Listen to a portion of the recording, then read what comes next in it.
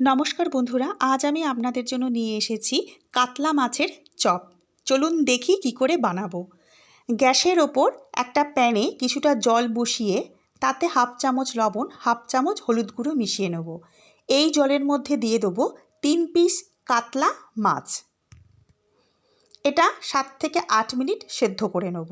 আর এর মধ্যে মিশিয়ে দেবো হাফ চামচ ভিনিগার অথবা লেবুর রস দিতে পারেন।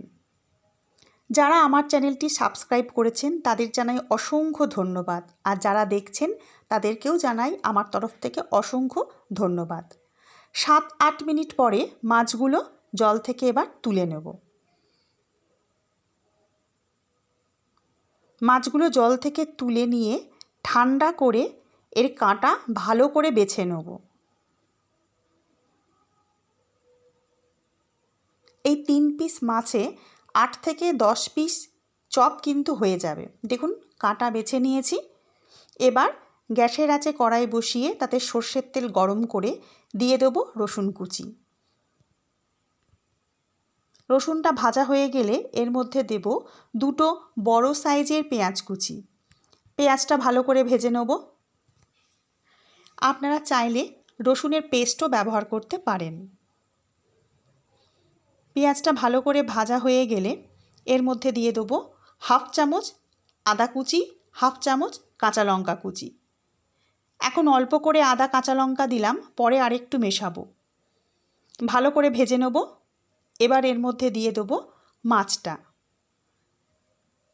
মাছটা খুব ভালো করে ভেজে নেব।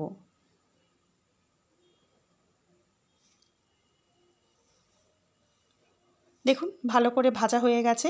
এবার এর মধ্যে দিয়ে দেবো একটা মাঝারি সাইজের আলু সেদ্ধ, আর দেব বাকি 1 চামচ আদা কুচি। আলু সেদ্ধ বেশি দেবেন না। পরিমাণ মতো লবণ দেব, পরিমাণ মতো হলুদ গুঁড়ো দেব। খুব ভালো করে কষিয়ে নেব। আলুর পরিমাণ বেশি হলে কিন্তু চপ ভালো লাগবে না, মাছের চপ মনে হবে না।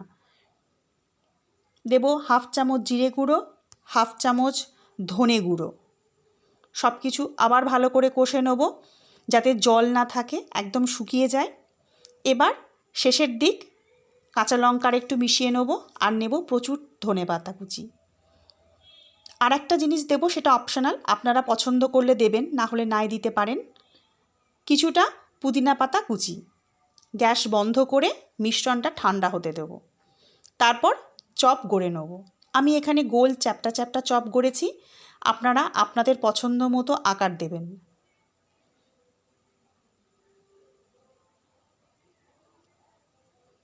এভাবে সব চপগুলো গড়া হয়ে গেলে একটা বাটিতে 1 চামচ ময়দা, 1 চামচ কর্নফ্লাওয়ার, সামান্য একটু লবণ দিয়ে জল মিশিয়ে একটা পেস্ট বানিয়ে নেব। আর নেব বিস্কুটের গুঁড়ো।